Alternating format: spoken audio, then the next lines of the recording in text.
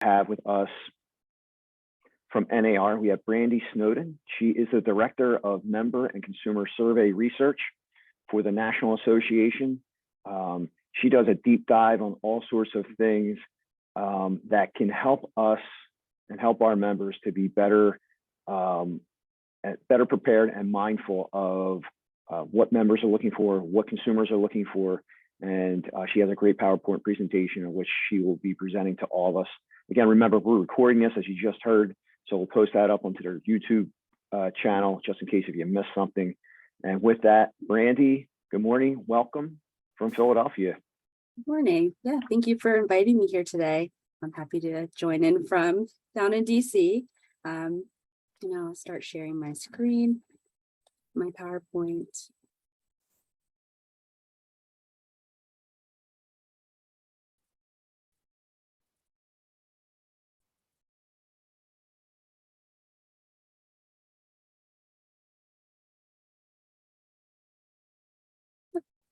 Hopefully everyone can see this now. Looks good? Okay, great. Yeah, so thank you for inviting me here today. I'm very happy to be able to share some of just some of the survey research that our team is working on, continuing to work on throughout the year. And I'll mostly be covering some of our consumer data today. So looking at our profile of home buyers and sellers data. Unfortunately, I won't be able to share our 2022 profile just yet. It is coming in the next couple of weeks, and our team is currently working through lots of edits on this year's report, but this will give you a better sense of some of the things that we saw in the previous year and how that might compare to what you'll see upcoming this year. And some of the trends that we're seeing, and also how this might compare to some of our economic data that we release and how that compares to what we've seen just from earlier this year, because we have seen quite a lot of changes just in some of the home preferences since the pandemic, and also in some of the existing home sales that we've seen throughout the year. So just getting right into it in our from our profile of home buyers and sellers. So first, looking overall at recent sellers, we saw that homes that were sold in 2021, so this is our 2021 data, were typically on the market for just a median of 1 week. And that was a drop from 3 weeks that we had seen since 2017. And then we saw a high, let me see, so back, which was from 11 weeks. And so we have seen that continue to decrease throughout the years. And then also looking at the sales price as a percent of the listing price, we did see in 2021 that homes were typically sold for 100% of the final listing price, which was consistent with what we saw across all regions. And this was also the highest that we had reported since we began tracking this back in 2002. And similarly, on the home buying side, we saw that home buyers typically purchase their home for 100% of the seller's asking price. And we also saw that among our home buyers that even 35% of them reported purchasing their home for beyond the asking price. And then also looking at our home sellers, they reported that their homes, that they were typically purchasing their homes for about a median of $85,000 more than their purchase prices. So that was a jump that we saw from the previous year. And then also looking from our members' perspective, so we're lucky enough to have all of our members' input through various surveys, including our member profile, which we release on a yearly basis. So looking at this year's member profile survey, we ask our members about what factors they think are limiting their potential clients from purchasing a home. And we saw that this year, lack of inventory actually surpassed housing affordability. So at 57%, lack of inventory, was the one of the top factors that they saw was potentially limiting their clients, followed by housing affordability still remains challenging, and then also just the difficulty in finding the right property for their home. And we see that even throughout the country, that we're still continuing to see these low inventory levels. So just actually finding the property remains quite difficult. And then going into some of our profile of home buyers and sellers data, we also look at this data by generations. So each year we release our generational trends report, which takes data from the previous year's profile of home buyers and sellers, so that we're able to look across generations and see some of the home buying trends that might be popping up through some different generations, or what we're seeing that different generations might actually have in common through their home buying purchases and home selling. So first, looking at just the overall share of buyers in each of these generations, we saw that our combined share of younger millennials and our older millennials, that they actually together made up the largest share of recent home buyers. So together, they made up about 43% of the total home buying share. And this actually rose from the previous year, and which we saw it was 37% the previous year. And this is followed by our Gen X buyers at 22%, and then also our younger boomers at 17%. And then looking at our first-time home buyers, among all of our buyers, we see that they made up 31% of recent home, 34% of recent home buyers were first-time home buyers. And we see that the largest share of our first-time home buyers is among our younger millennials at 81%. And this is followed by our older millennials at 48%. So we're still seeing that these younger generations are looking to enter home ownership, even though they might be facing some of these challenges that we're seeing from inventory and what our members are seeing. But we still do see that they are making up the largest shares of our first-time home buyers. And then looking also at the median ages of our first-time home buyers and also our repeat buyers, we saw that the typical first-time home buyer was 33 years old this past year, and that is the same as what we saw the previous year. And we actually saw that the median age of our repeat buyers climbed to an all-time high since we had been reporting this to 56 years old. And then also looking at the household composition of some of these recent home buyers, we saw that among all of our buyers, 60% were married couples. And then that's followed by our single females at 19%. And then we saw that our single males and also our unmarried couples made up 9% of recent home buyers. And then we see that among our older millennials and also our Gen X buyers, they typically had the highest share of married couples, both at 64%. And then also interestingly, we see that the highest share of our unmarried couples was among our younger millennials at 21%. And then we see that across all of our generations that single females are typically making up larger shares than our single male buyers. And we actually see that the highest share of our single female buyers was among our silent generation buyers at 27%. Then also looking at the household income of our recent home buyers, we saw that those between the ages of 42 and 56, so that's our Generation X buyers, they typically had the highest median household median income at $125,000. And then we also saw that they were typically purchasing the most expensive homes and also some of the largest homes.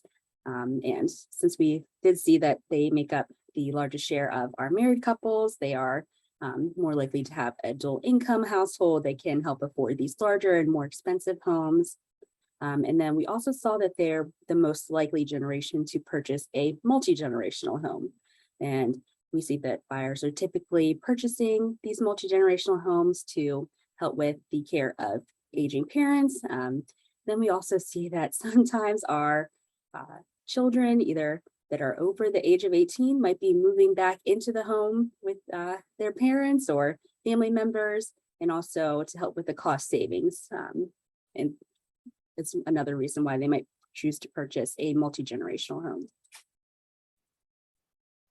And then looking at the location that our recent home buyers were choosing to purchase in across all generations, we saw that the suburban areas and also our small towns across all generations were some of the most common locations that our recent buyers were choosing to purchase. And then we see that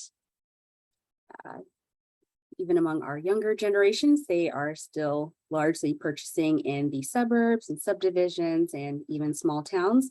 So these might be some of the more affordable areas that where they can enter home ownership. And it's also a little different than what we typically think of with our younger generations as only wanting to look in urban areas or city areas. So we do see that they are still looking to these more affordable areas to enter home ownership.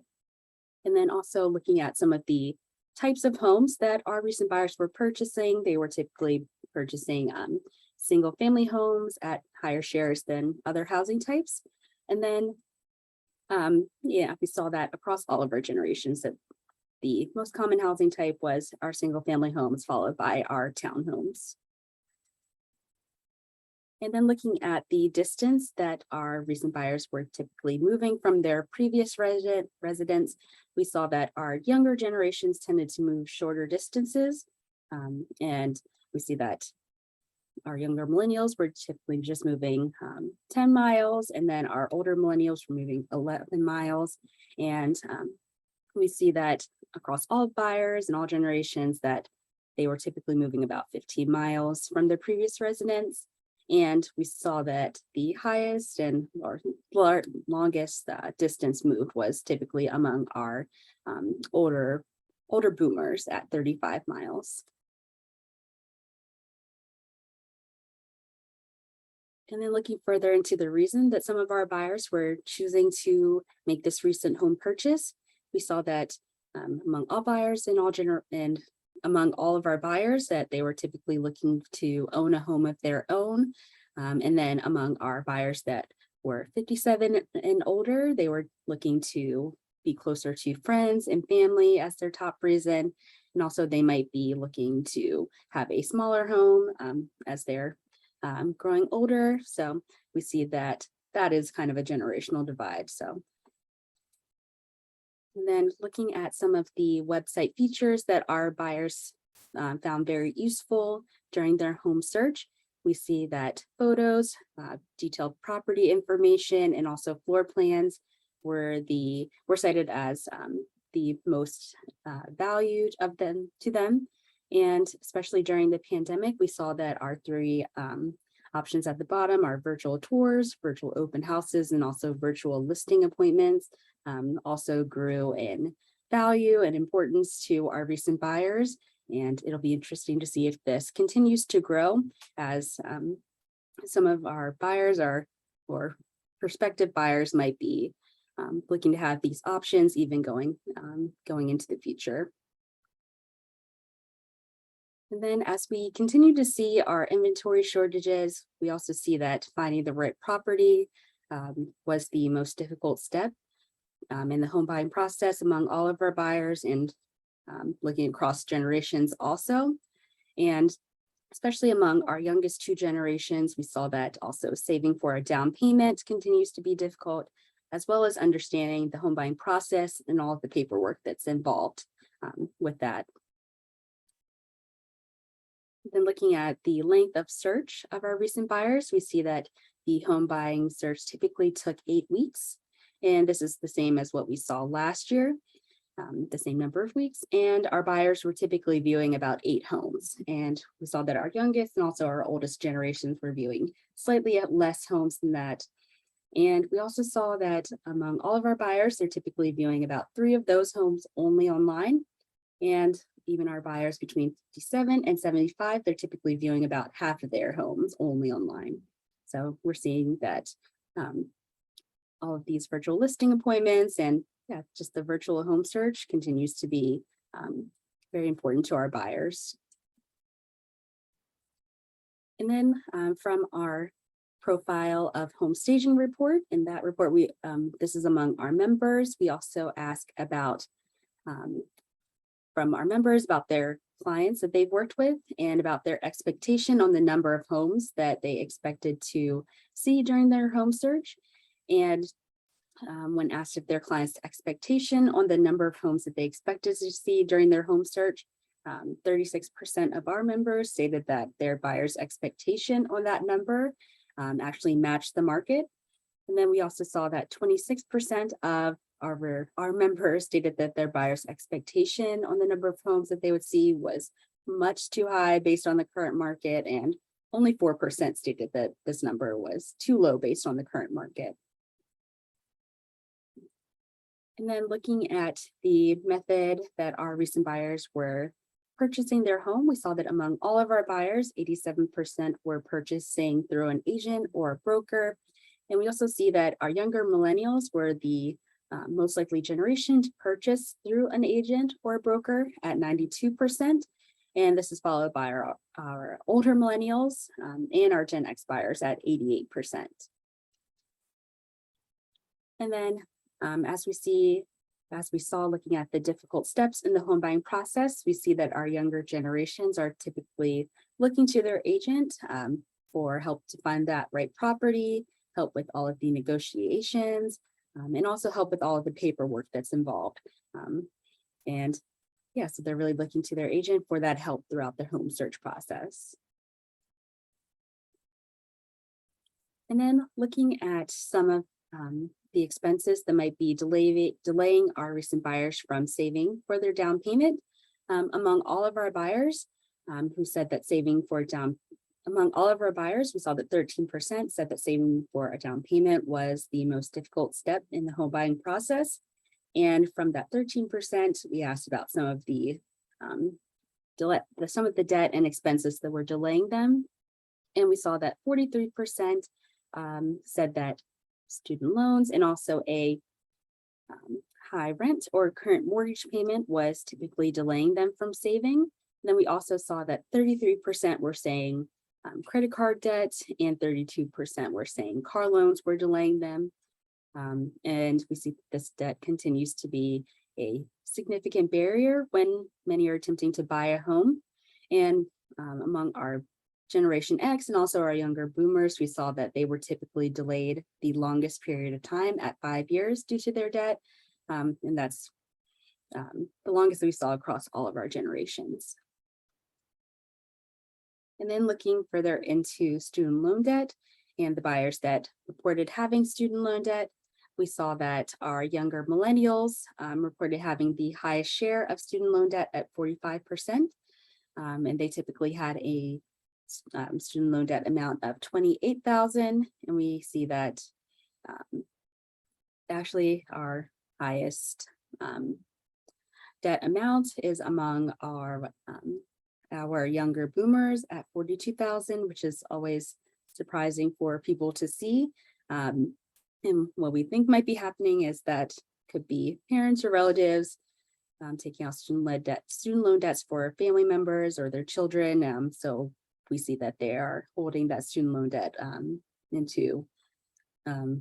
further into their lives and into older ages. But and then we see that the overall share was 23% of all of our buyers reported having student loan debt.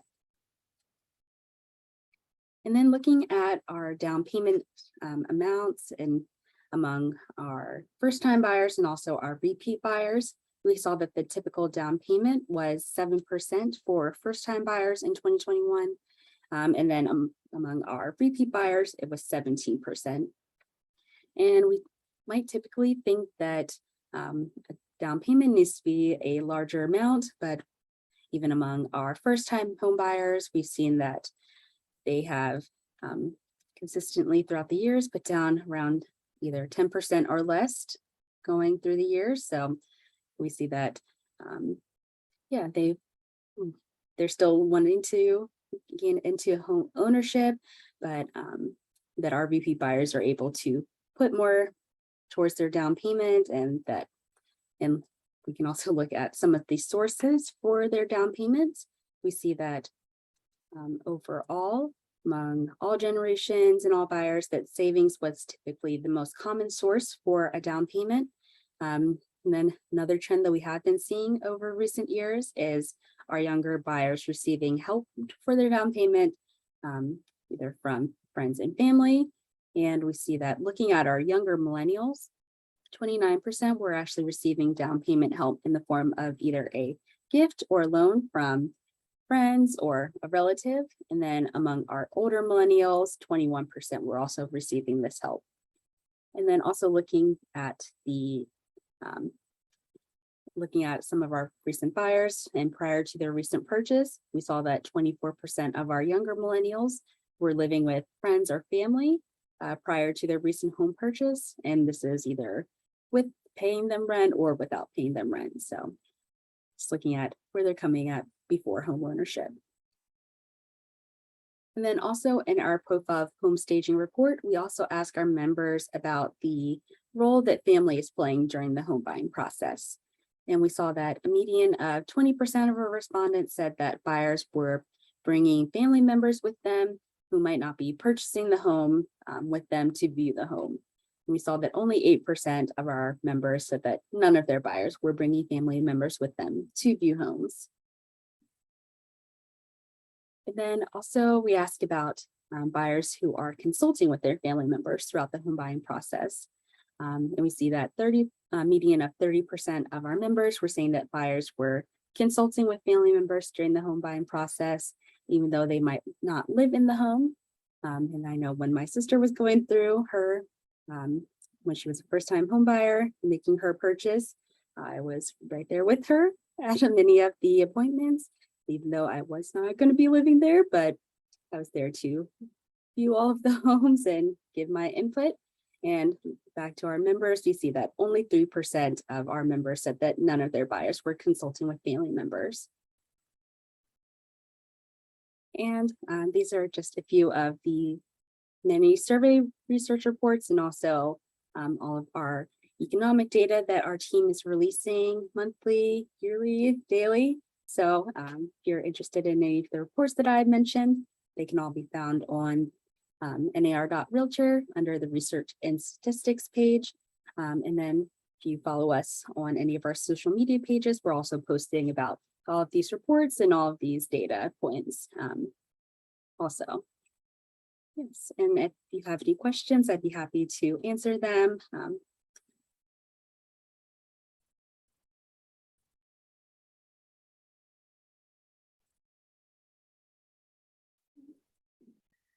Hey folks, now's the time. If you want to just jump right in, no need to put it in the chat. If you have any questions, just unmute yourself and throw it Brandi's way.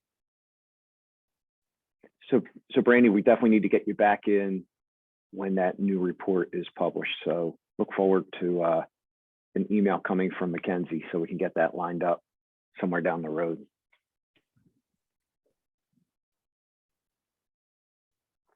No one has any questions out there? All right, my email is also in the presentation when you share it. So if you have any questions that you think of later, feel free to send them my way. All right, great. All right, well, Brandi, thank you so much for sharing the report and all the information that went into that. Helpful nuggets, and certainly when the new report comes out, we're going to circle on back.